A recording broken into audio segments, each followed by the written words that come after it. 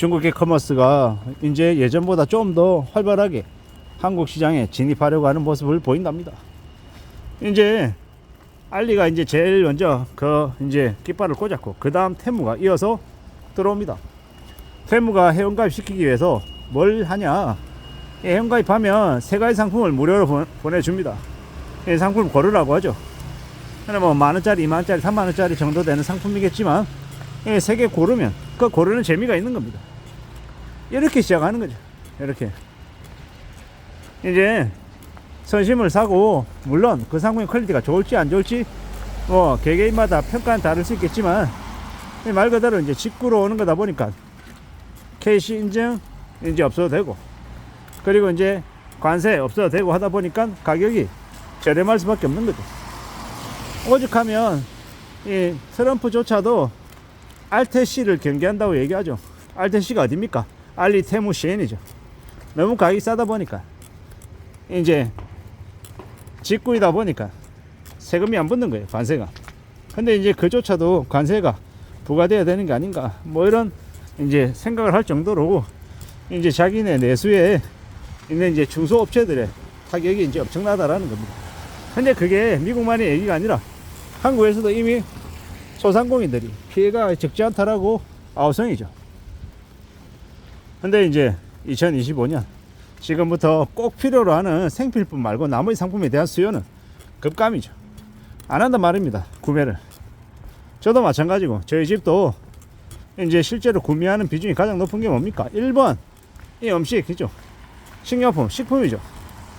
이제 식탁 위에 올라야 되는 음식들, 뭐 돼지고기, 두부, 콩나물, 뭐 이런 이제 우리가 이제 매일같이 밥을 먹어야 돼서 사는 음식들, 그런 것들이 이제 꼭 필요한 거니까 사고, 나머지는요, 이 자파류나 의류 이런 것들은 어른들 건 거의 안 사고 애들 것만 사는데, 애들은 중학생이 되고 초등학교 고학년이 되고 하니 이제 성장했기 때문에 신발 사이즈가 안 맞고 옷 사이즈가 안 맞아서 새로 사줘야 되죠. 그렇게 이제 점점 이제 변해가더라는 겁니다, 소비 패턴이 말입니다. 이제 애들 있으니까 애들 데리고 같이 이렇게 먹는 외식, 아니면 애들 옷 사는 거, 애들 학용품, 애들 관련되어 있는 학원비, 그런 게 대부분이더라는 겁니다, 식품 빼고는. 그런 시대에 지금 살고 있죠. 그런 와중에 알리나 테무나 시인 같은 곳이 들어와서 이제 되게 값싼 상품에 저렴하게 우리 앞에 놓여지면 사람들이 그걸 안 할까요? 하죠. 합니다. 중소상인들 입장에서는 그게 되게 이제 중소상인들의 삶의 터전을 앗아간다라고 아우성이겠지만, 일반 고객들에게는 안 그래도 돈이 없어서 소비를 못할 판인데 되게 저렴한 상품들을 이렇게 선보이니까 눈이 안 갈 수 없다라는 겁니다.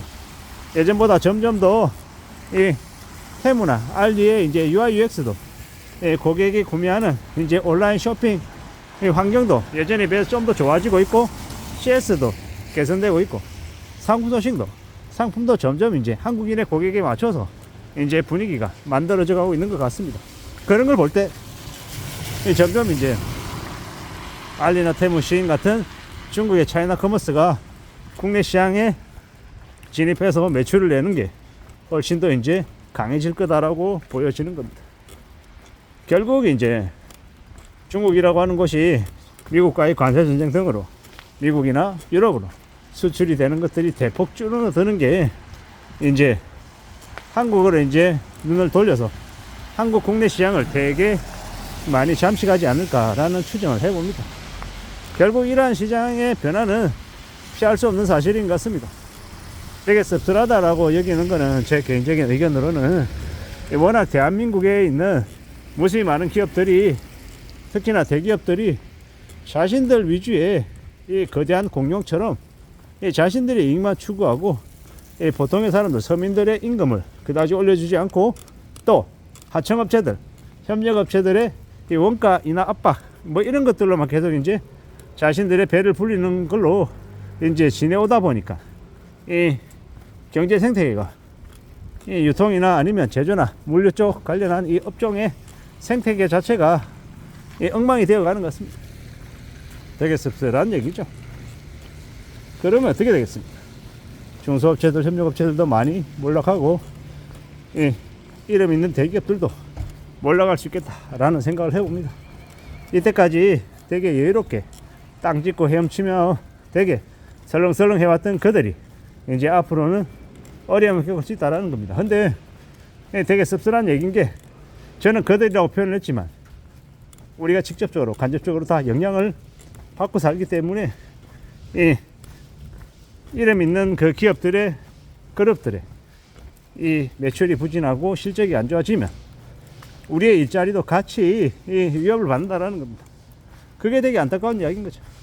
알리나 테무나 시인이 매출이 늘어나고 한국 시장에서 점유율이 올라가면 갈수록 우리에게도 분명히 그로 인한 악영향이 미칠 거라고 생각하는 겁니다. 씁쓸한 이야기죠. 안타까운 이야기입니다. 이 시간이 지나면 지날수록 우리의 상황이, 우리의 사정이 더 아마 빡빡해질 것 같습니다. 그런 얘기고 고민스러운 얘기고, 좀 더 이제 궁리를 해야겠죠. 잘 생각하고 잘 따져보면 지내야 될 것 같습니다. 우리가 살아가는 지금의 이 시대가, 지금의 이 상황이 우리를 어디로까지 이끌고 갈지 잘 생각해 볼 필요가 있겠다라는 겁니다. 참으로 쉽지 않은 상황이겠구나라는 생각이 더 많이 듭니다. 2025년에 알리나 테무나 시인이 한국 시장에서 얼마나 많은 점유율, 얼마나 많은 매출을 내려나라는 걱정도 있고요. 아무쪼록 그만큼 중국에 있는 관광객들이 한국에 좀 더 많이 와서 소비를 많이 해서 온라인 유통시장에서야 중국 차이나 커머스의 점유율이 좀 올라가더라도 관광업종에서는 그래도 중국인들이 많이 들어와서 우리에게 보탬이 많이 됐으면 좋겠는데, 어떤 식으로 흘러갈지는 좀 더 봐야 할 것 같습니다. 여러 가지 형태로 우리에게 두려움, 공포, 긴장 이런 것들이 조성되는 것 같습니다. 그래서 더 이제 우리가 살아가는 세상이, 지금의 이 시대가 어떻게 흘러갈지 걱정이 되는 것도 사실이고요. 아무튼 알리나 테무나 불과 1년 전, 1년 반 전하고 비교하면 지금 많이 변해 있다라는 걸 피부로 느낍니다. 그들이 이 한국의 이 커머스 시장을 훨씬 더 많이 점령하고 차지하고 이 국내 커머스들에게도 이제 자극이 더 많이 될 거라고 보여집니다. 한국 커머스는, 국내 커머스는 이제 수익성 확보를 위해서 경쟁을 좀 더 줄이는 쪽으로 이제 방향을 잡아갈 텐데, 되려 차이나 커머스들은 더 공격적으로 이 프로모션을 하며 국내 고객의 이 눈을 사로잡기 위해서 애쓸 것 같습니다. 이상입니다.